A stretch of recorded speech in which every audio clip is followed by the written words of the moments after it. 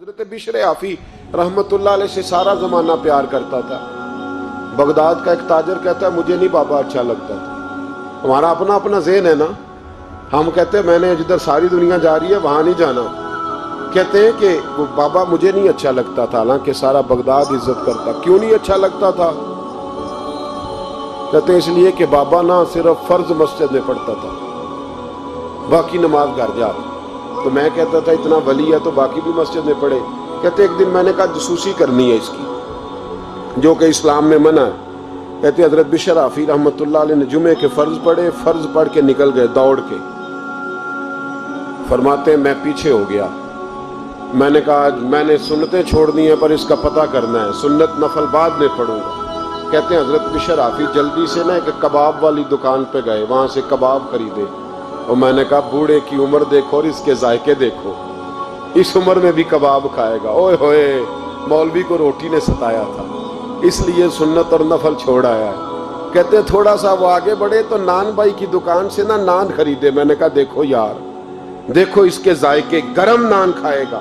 بہت سارے لوگ بغداد میں رات کی روٹی کھاتے پر یہ گرم کھاتا ہے۔ کہتے ہیں حضرت وہ نان اور کباب لے کے نا جنگل کی طرف مڑے تو میرے دل میں خیال آیا یار بڑا ہی اس آدمی کا عجیب ذہن ہے، یہ اب سبزے پہ بیٹھ کے یہاں موج کرے گا، کھائے پیے گا، اور سنت نفل چھوڑ دی، اللہ ہزاروں مرید ہیں۔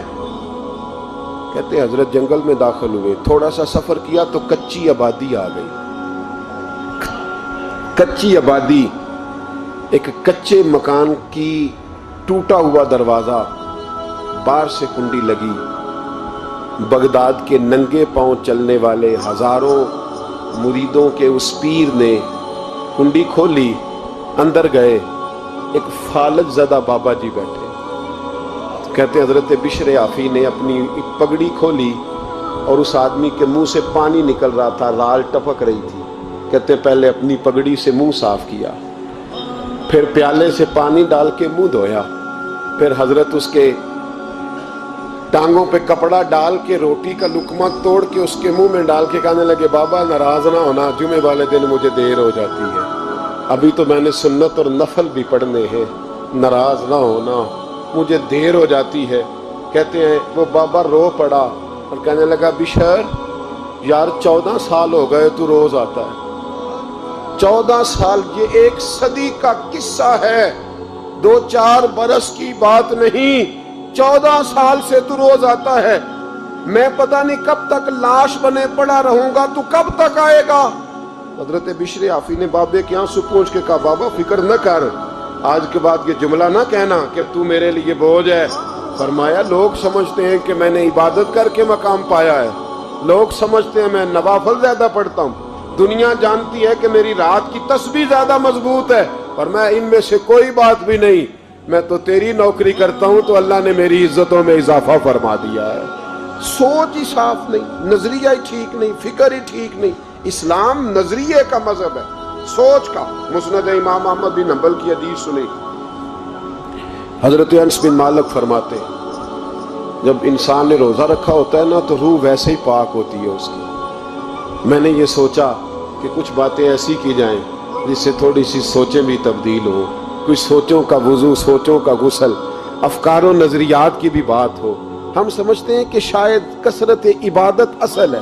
اقبال کہتے ہیں یہ ذکر نیم شبی، یہ مراقبے، یہ سرور، تیری خودی کے اگر نگہباں نہیں تو پھر کچھ بھی نہیں، تیری خودی کے اگر، اور پھر عام چیز نہیں کہا یہ ذکر نیم شبی، سویرے شہری کا ذکر، یہ مراقبہ، کہ جو تو گھنٹوں اللہ کی یاد میں بیٹھا رہتا، یہ سرور، کہتے بے کیف عبادت نہیں، سرور والی، یہ ذکر نیم شبی، یہ مراقبے، یہ سرور، تیری خودی کے اگر نگہباں نہیں، اگر تیرے نظریے کو نہیں بدل سکے، تیری سوچ نہیں بدل سکے، تیرا ایمان مضبوط نہیں کر سکے، تیری خودی کے اگر نگہباں نہیں تو پھر کچھ بھی نہیں۔ اور خرد نے کہہ بھی دیا لا الہ الا اللہ تو کیا حاصل، دل و نگاہ، دل و نگاہ، دل و نگاہ اگر مسلمان نہیں تو پھر کچھ بھی نہیں، دل و نگاہ۔ اقبال کہتے ہیں ایک دل کا کلمہ پڑھ، دوسرا نظر کا کلمہ پڑھ، ان پہ پابندی لگا۔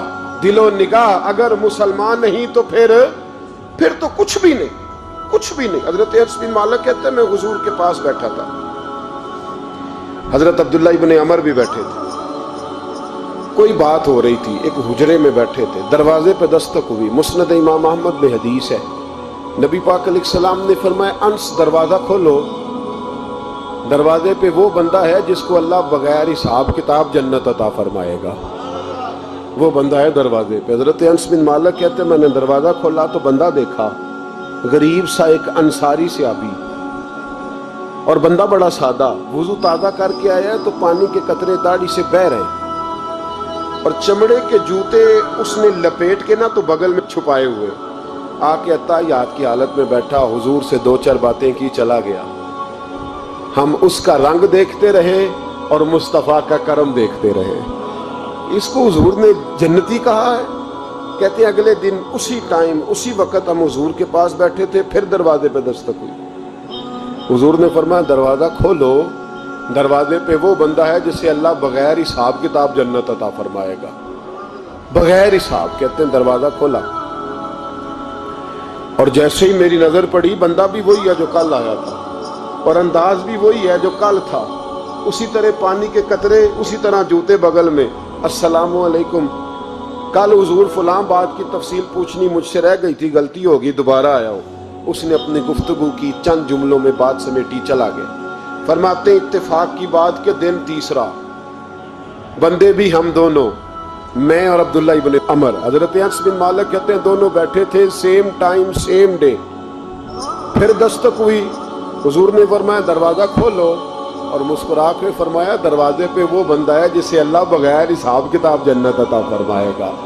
کہتے ہیں کھل اٹھے ہمارے چہرے, باہر گئے, دستک ہوئی تھی, دروازہ کھولا. فرماتے مجھے یقین تھا وہی ہوگا جو 2 دن پہلے آیا تھا, اور میرے یقین کے مطابق ہی کام ہوا, وہی بندہ تھا جو کل بھی تھا, جو پرسوں بھی تھا, حالت اور کیفیت اور انداز بھی وہی تھا. پانی کے قطرے بہ رہے ہیں, اور اس شخص نے جوتے بغل میں دبائے ہوئے خدمت میں حاضر ہوا, بیٹھ گیا, بات چیت کی, چلا گیا. حضرت انس بن مالک کہتے ہیں تھوڑی دیر ہوئی تو حضور بھی تشریف لے گئے. حضرت عبداللہ ابن عمر مجھے کہنے لگے یار ویسے کتنے اس کے نصیب ہیں, کتنے نصیب ہیں. کوئی آیا لے کے چلا گیا, کوئی آیا لے کے چلا گیا, کوئی عمر بھر بھی نہ پا سکا. میرے مولا تجھ سے گلہ نہیں, یہ تو اپنا اپنا نصیب ہے, یہ تو اپنا اپنا. اور نہ کسی کے حال پہ طنز کر, نہ کسی کے غم کا مذاق اڑا, وہ جسے چاہے جیسے نواز دے. یہ مزاج لطف رسول ہے صلی اللہ تعالی علیہ وسلم. کہتے ہم لوگ گفتگو کرنے لگے. عبداللہ ابن عمر مجھ سے کہنے لگے یار ویسے پتہ کرنا چاہیے یہ کون سا عمل کرتا ہے, پتہ کرنا. جیسے ہم نہیں پتہ کرتے کہ یہ بندہ بڑا چمک گیا, پتہ کرو کون سا کاروبار کرتا ہے, ذرا اس کی جاسوسی تو کرو. اور بندے بھی بڑے سمجھدار ہیں, وہ سائیڈ بزنس نہیں بتاتے. وہ کہتے ہیں وہ جو میرا علیحدہ ہے وہ نہیں بتانا, کہیں یہ نہ شروع کر لیں. حالانکہ انسان کے پاس جو خوبی جو اللہ نے اسے دولت دینی ہوتی ہے وہ اپنا اپنا نصیب ہوتا ہے, وہ گھر میں بیٹھے بھی اللہ عطا کر دیتا. وہ کہتے ہیں کہ پتہ کرو کیا عمل کرتا ہے. تو حضرت عبداللہ ابن عمر کہتے ہیں میں اس کے پیچھے ہو گیا, اس سے سلام لی. تو میں نے کہا مجھے 2-3 دن کے لیے مہمان بنا لو گے, مان نہ مان میں تیرا مہمان, 2-3 دن کے لیے مہمان بنا لو گے. تو کہتے ہیں مجھ سے کہنے لگا کوئی گھر میں جھگڑا ہو گیا, کیونکہ پڑوس میں تو تمہارا, قریب ہی تو تمہارا گھر ہے, میرے مہمان بننے کو کچھ جھگڑا ہے. تو میں نے کہا چلو ایسے ہی سمجھ لو, پر مجھے مہمان بنا لو. کہتے ہیں میں 3 دن اور 3 راتیں اس شخص کے ساتھ رہا. وہ کتنا صدقہ کرتا ہے میں نوٹ کرتا رہا, نماز کتنی پڑھتا ہے اس کا کیا. میں چاہتا تھا کہ وہ عمل مجھے ملے جس کی برکت سے مصطفیٰ نے اسے 3 مرتبہ جنتی فرمایا ہے, تاکہ وہ کیفیات مجھے بھی ملیں. حضرت عبداللہ ابن عمر کہتے ہیں کہ میں نے کوئی خاص چیز نہیں دیکھی. وہ عشاء پڑھتا تو فجر تک بستر پہ کروٹیں لیتا, اور میں الحمدللہ اٹھ کے تہجد بھی پڑھتا, نوافل بھی پڑھتا. کہتے ہیں وہ 1 سپارہ پڑھتا, میں 3 پڑھتا.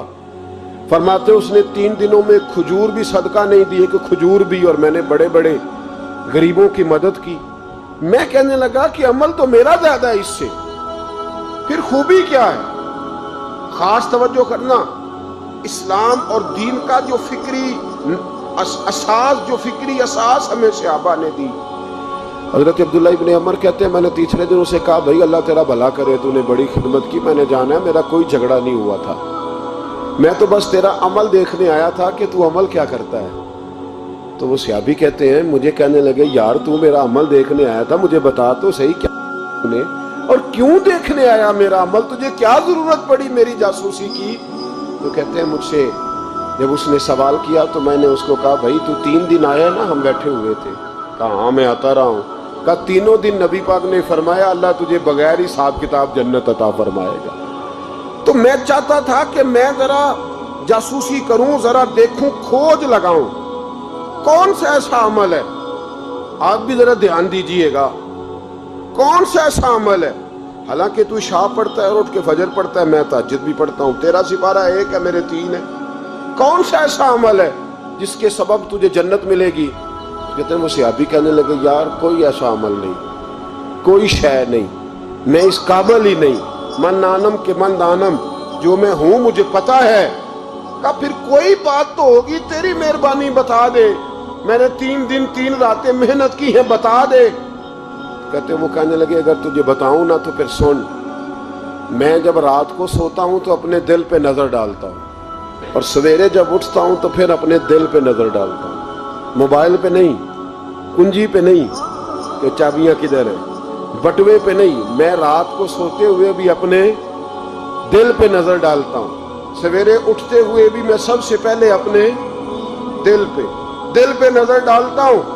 فرماتے ہیں الحمدللہ میرے دل میں کسی کا حسد نہیں ہے، کسی کے بارے میں کوئی کینہ نہیں ہے، کوئی کسی کے بارے میں میل نہیں، میں اللہ کے ہر بندے کے بارے میں سوچ، نظریہ، فکر اچھی رکھتا ہوں۔